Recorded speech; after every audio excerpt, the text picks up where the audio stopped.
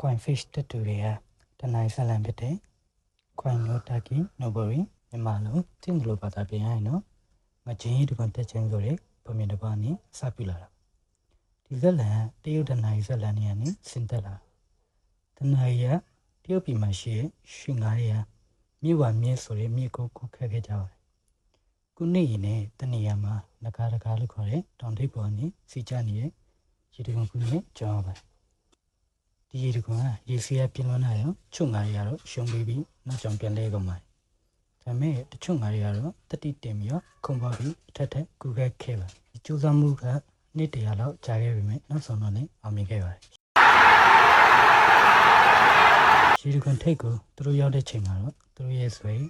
ခွန်အားတွေအတွက်နက်ဖျားတွေက900နဲ့ရွှေနဂါးတွေဖြစ်အတင်ပြောင်းပြီးတော့စုချင်မြင်ပေးခဲ့ပါတယ်ဒီတနိုင်ရအမြင့်တွေ့လာပြီးတော့ဂျပန်နိုင်ငံမှာမေလ9ရက်နေ့ဆိုရင်ကျင်းပလေးရှိရဲ့ကလီများနေ့မှာ coin fish တက်တူအလံတွေကိုချိတ်ဆွဲသုံးပြကြပါတယ်အတိတ်ပဲကတော့ဇွဲလုံလာနဲ့စိတ်ဓာတ်မှာကြုံမှုခွန်အားတတိတွေကိုကိုစားပြုပါတယ်အောင်မြင်မှုနဲ့အတင်ပြောင်းခြင်းလို့လည်းပြောလို့ရပါတယ် coin fish တွေရဲ့တမန်မှုကြောင့်တက်တူမှာဆမ်မူရိုင်းနေနဲ့တွေ့ပြီးဖော်ပြလေးရှိပါတယ်ဒါလို့ဆိုရင်တော့ coin fish တွေရဲ့မူလစမြင့်အတိတ်ပဲတွေကပြည်စုံပြီမလို့ဒီနေ့ဖို့တော့ဒါလောက်ပါပဲနောက်ဗီဒီယိုမှာပြန်တွေ့ပါမယ် By the way don't forget to like and subscribe see you all